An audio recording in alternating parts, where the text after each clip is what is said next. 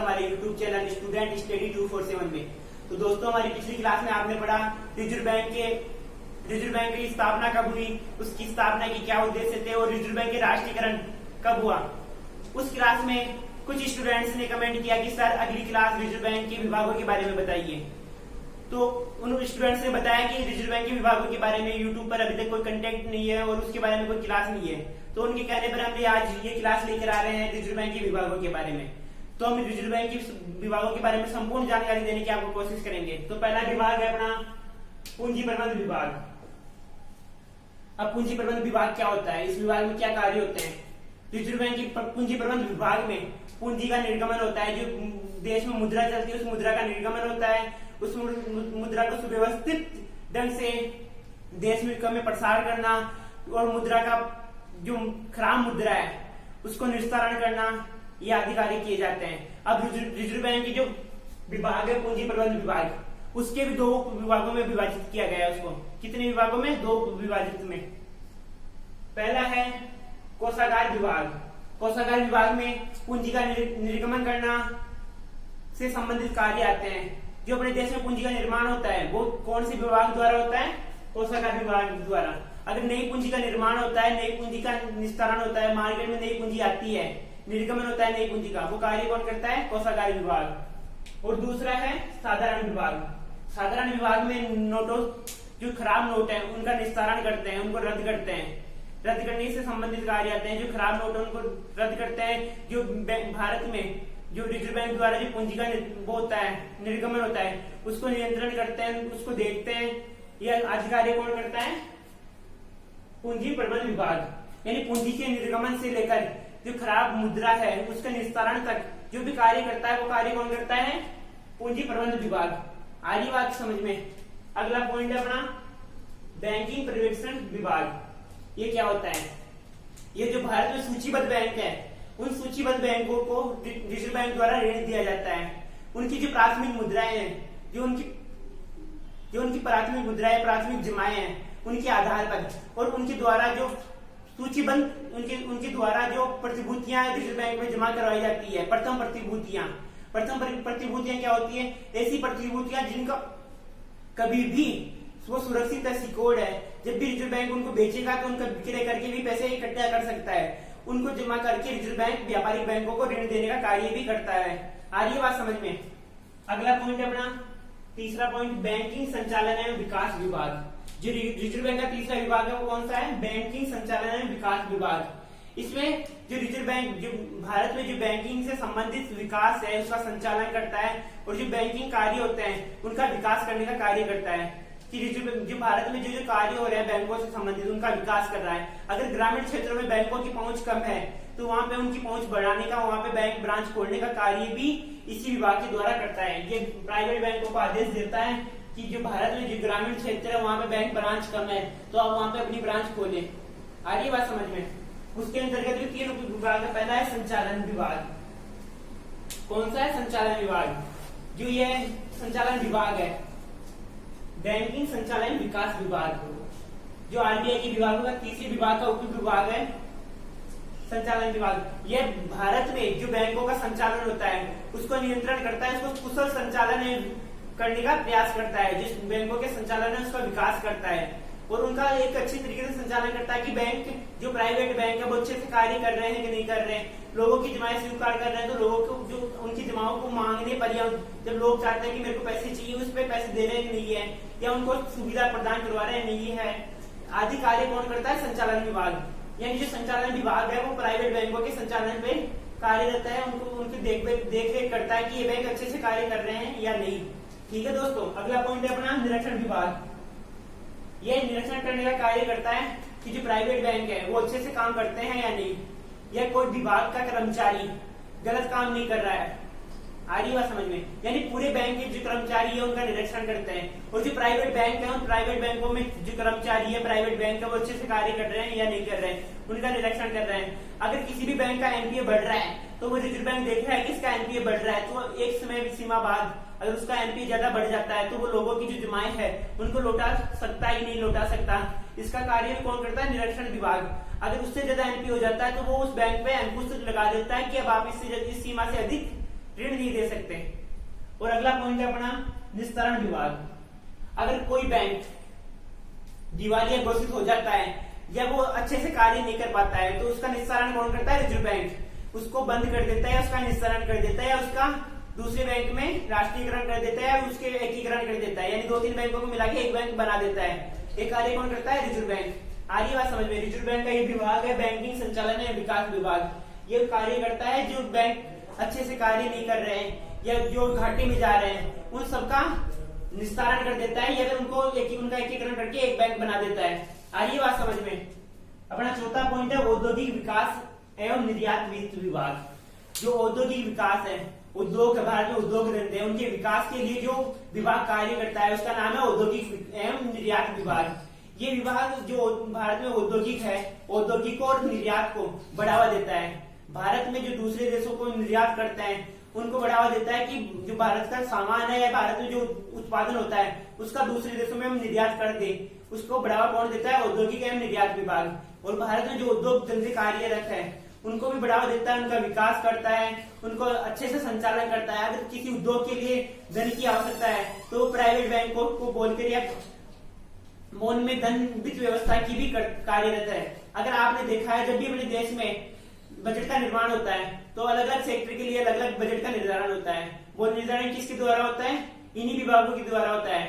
जो कृषि विभाग है वो कृषि के लिए जो बजट है उसमें अपना योगदान देता है कि कृषि के लिए देश का इतना बजट होना चाहिए। औद्योगिक विभाग है वो उद्योगों के लिए कार्यरत है कि जो भारत में औद्योगिक है उनके लिए इतना बजट बनना चाहिए। आइए सब बात समझ में। जो औद्योगिक विभाग है वो भारत के उद्योगों के लिए उनके विकास के लिए कार्यरत है। अब पांचवा पॉइंट है अपना सूचना प्रौद्योगिकी विभाग। ये रिजर्व बैंक का एक महत्वपूर्ण और नया विभाग है।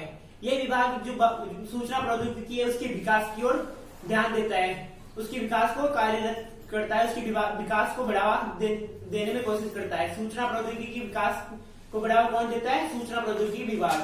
अगला पॉइंट है अपना प्रशासन एवं कार्मिक प्रबंध विभाग। प्रशासन एवं कार्मिक प्रबंध विभाग ये विभाग क्या कार्य करता है? रिजर्व बैंक का यह विभाग जो रिजर्व बैंक में कर्मचारियों की भर्ती होती है, उनकी सेवानिवृत्ति होती है, उनको जो नए नए विभागों में काम सौंपते हैं उसका काम कौन करता है? प्रशासनिक एवं सेवानिवृत्ति विभाग। ठीक है दोस्तों।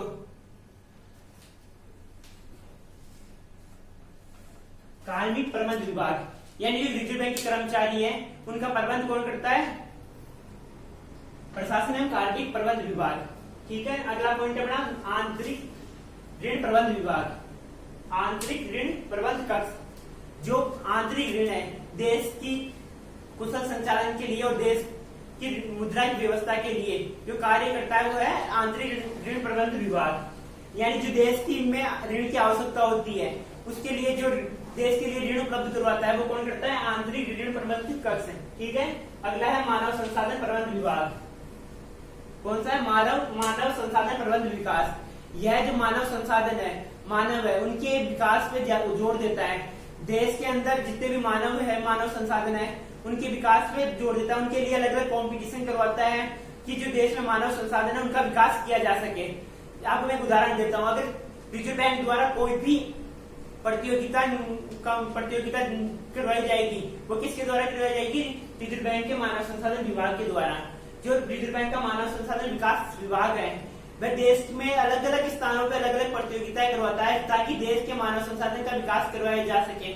और किसी भी यानी रिजर्व बैंक के द्वारा बैंकिंग के क्षेत्र में जागरूकता फैलाने के लिए, जागरूकता बढ़ाने के लिए भी जो कार्य कराया जाएगा यानी मानव संसाधन में जागरूकता हो वो किसके द्वारा करवाई जाएगी? मानव संसाधन विकास द्वारा। जो मानव संसाधन का विकास है वो किसके द्वारा करवाया जाता है? मानव संसाधन विकास विभाग द्वारा। या जो रिजर्व बैंक में जो भी कर्मचारी कार्यरत है उनको कोई भी समस्याएं होती है, उनकी समस्याओं का समाधान कौन करता है? मानव संसाधन विभाग।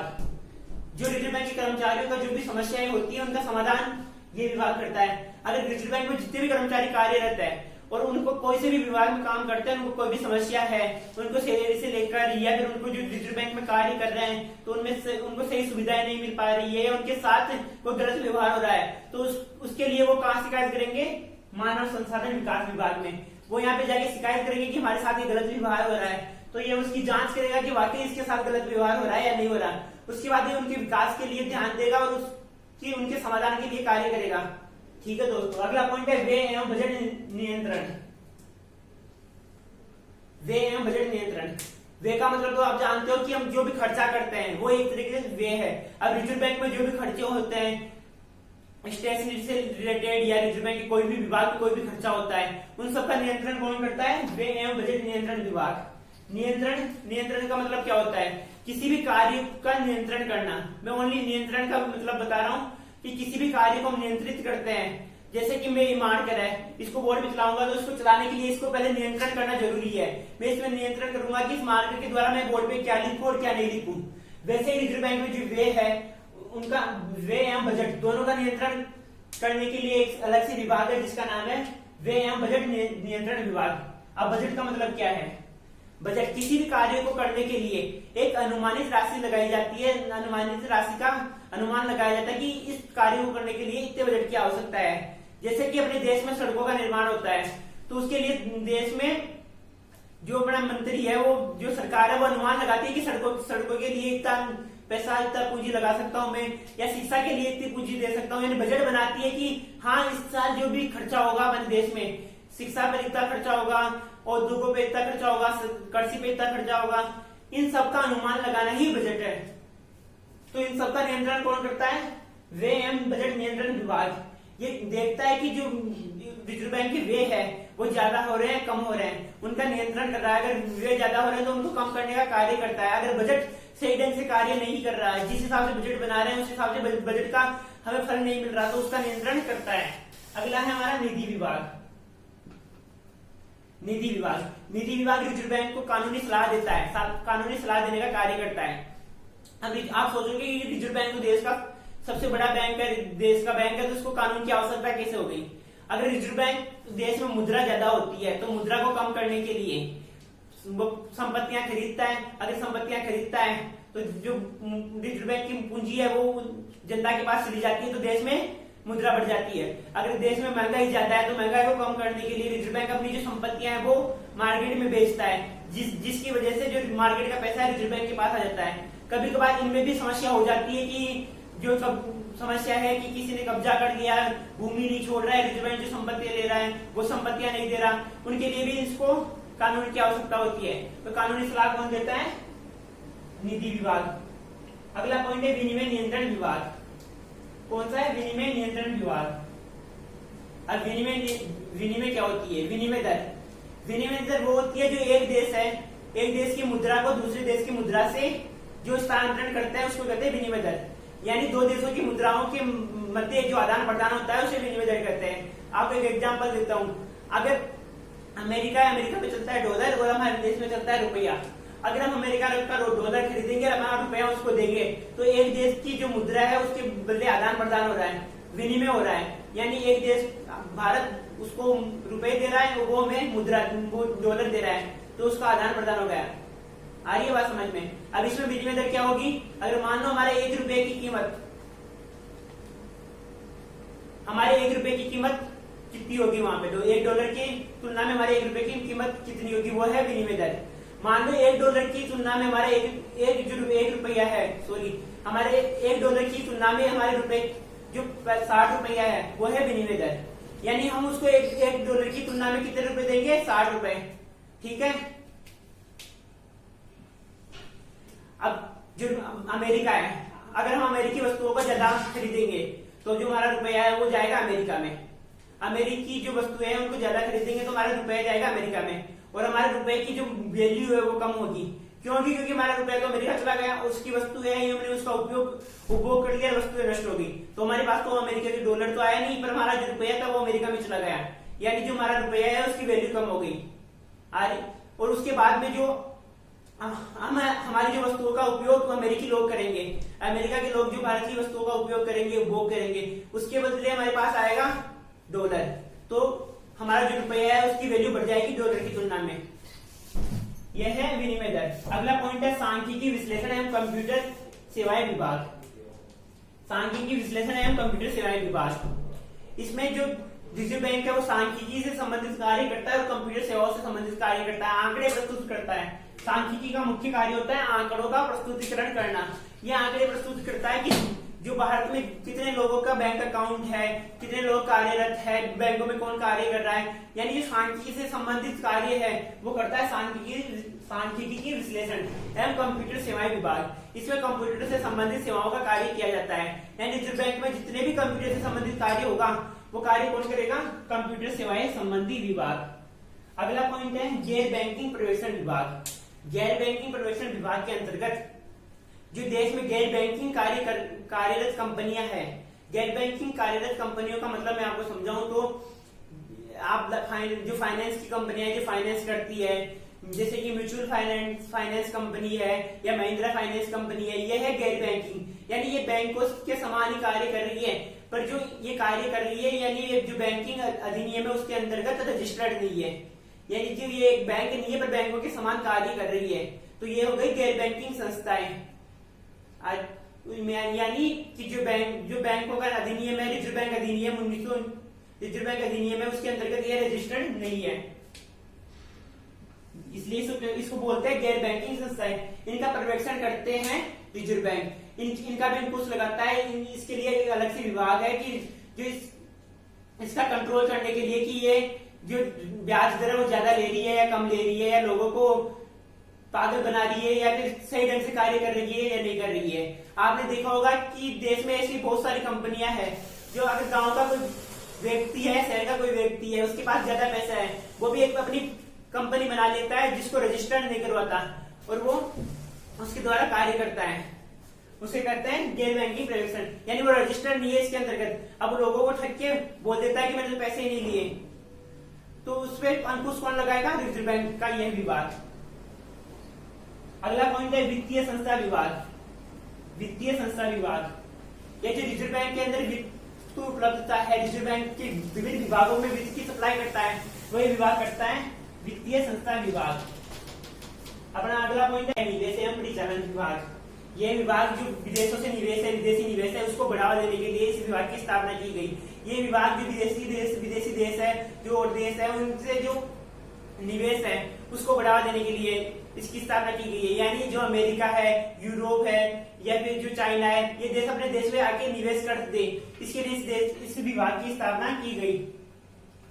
दूसरा अपना राजभाषा विभाग। ये अपनी जो देश की मातृभाषा है, राजभाषा है, उसको बढ़ावा देने के लिए इसकी स्थापना की गई। आपने देखा होगा अगर रिजर्व बैंक के द्वारा कोई भी लेटर आता है, कोई भी पत्र आता है, उसके अंदर नीचे लिखा होता है हिंदी हमारी मातृभाषा है, हमें इसको बढ़ावा देना है। आ रही बात समझ में? यानी जो हमारी मातृभाषा है इसको बढ़ावा देने के लिए इस विभाग की स्थापना की गई। और जो रिजर्व बैंक के अधिकतर कार्य होते हैं वो हिंदी भाषा में ही होते हैं। अगला पॉइंट है ग्राम नियोजन एवं साख विभाग। जो ग्राम नियोजन यानी जो गांव का विकास है, गांव को विकास करने के लिए, उसके नियोजन के लिए इस विभाग की स्थापना की गई। तो गांव में पूंजी की आवश्यकता है, उसको बढ़ावा देने के लिए और उसमें साख की व्यवस्था करने के लिए, साख को बढ़ावा देने के लिए इस विभाग की स्थापना की गई। जो ग्रामीण साख है वो ग्रामीण साख किसके अंदर काम आती है, यानी जो ग्रामीण पूंजी है वो कौन से कार्य में काम में आती है? कृषि के अंदर। उसको बढ़ावा देने के लिए इस विभाग की स्थापना की गई, ग्राम नियोजन एवं साख विभाग। अपना अगला कार्य आता है वित्तीय कंपनियों का विभाग। इसके अंतर्गत जो देश में वित्तीय कंपनियां कार्यरत है, जो अपना काम पूंजी में करती है, वित्त में करती है, यानी उनका काम होता है पैसे देना, पैसे लेना। वो कोई वस्तु का निर्माण नहीं करती, ओनली वो वित्त में कार्य करती है। उनको बढ़ावा देने के लिए, उनका विकास करने के लिए इस विभाग की स्थापना की गई। उसके अलावा जो अगला विभाग आता है आर्थिक विश्लेषण एवं नीति विभाग। यह देश में आर्थिक विश्लेषण करने के लिए, जिन्हें पहले आर्थिक विभाग अलग था पर उसी विभाग का संशोधन करके आर्थिक विश्लेषण एवं नीति विभाग की स्थापना की गई। यह जो आर्थिक जो पूंजी है उसका विश्लेषण करता है और उसकी कमियों को दूर करने का कार्य करता है और उसके लिए नई नई नीति बनाता है। अगला विभाग है अन्य विभाग। अन्य विभाग के अंतर्गत सचिव विभाग। इसमें जो रिजर्व बैंक के सचिव से संबंधित कार्य आते हैं वो कार्य किए जाते हैं। अगला विभाग है शहरी बैंक विकास विभाग। इस विभाग के अंतर्गत जो शहरों में बैंक है उनका विकास करने की ओर ध्यान दिया गया है। शहरों में अधिकतर लोग शिक्षित है और उनके लिए अलग अलग जो बैंकों में अलग अलग कार्य है, उनको अलग अलग सेवाएं प्रदान करने के लिए जो कार्य किए जाते हैं उनका विकास किया गया है। अगर उनके लिए एटीएम कार्ड है या उनके लिए जो क्रेडिट कार्ड है, इन आदि कार्यों आदि संबंधित सेवाओं का विकास करने के लिए ही शहरी बैंक विकास की स्थापना की गई। इस विभाग की स्थापना की गई। अगला विभाग है निरीक्षण विभाग। यह विभाग रिजर्व बैंक के अंतर्गत निरीक्षण का कार्य करता है। निरीक्षण क्या होता है, जैसे कि हम क्लास में बच्चों को पढ़ाते हैं, बच्चों को पढ़ाते हुए सभी बच्चों को होमवर्क दे दिया, उनका कार्य चेक करते हैं कि सही कर रहे हैं या नहीं कर रहे, यह है निरीक्षण। वैसे रिजर्व बैंक में यह विभाग रिजर्व बैंक के सभी विभागों का निरीक्षण करता है या रिजर्व बैंक के द्वारा किए गए सभी कार्यों का निरीक्षण करता है कि जो रिजर्व बैंक द्वारा जो कार्य किए जाते हैं वो सही ढंग से हो रहे हैं या नहीं हो रहे, उन सभी का जो देखरेख की जाती है वो इसी विभाग के द्वारा की जाती है, निरीक्षण विभाग। अगला विभाग है सरकारी बैंक एवं लेखा विभाग। लेखा विभाग के अंतर्गत जो रिजर्व बैंक में जो भी कार्य होते हैं उन सबका लेखा किया जाता है, यानी अकाउंटिंग की जाती है। रिजर्व बैंक में जो भी मुद्रा का आगमन होता है, बहिर्गमन होता है, या रिजर्व बैंक में जो भी खर्चा होता है, रिजर्व बैंक को कोई भी इनकम होती है, उस सबका लेखा कौन से विभाग में किया जाता है, सरकारी एवं बैंक लेखा विभाग। यानी रिजर्व बैंक के लेखा विभाग में रिजर्व बैंक द्वारा किए गए सभी कार्यों का या सभी खर्चों का या सभी इनकम का लेखा किया जाता है। तो दोस्तों आज हमने पढ़ा आरबीआई के विभाग। अगर आपको इनमें से कोई सा भी विभाग समझ में नहीं आया, कोई से भी विभाग का कार्य समझ में नहीं आया, तो प्लीज कमेंट बॉक्स में जरूर बताइएगा कि कौन सा विभाग आपको समझ में नहीं आया। अगले वीडियो में हम पढ़ेंगे रिजर्व बैंक के कार्य, कि रिजर्व बैंक कौन कौन से कार्य करता है। तब तक के लिए नमस्कार।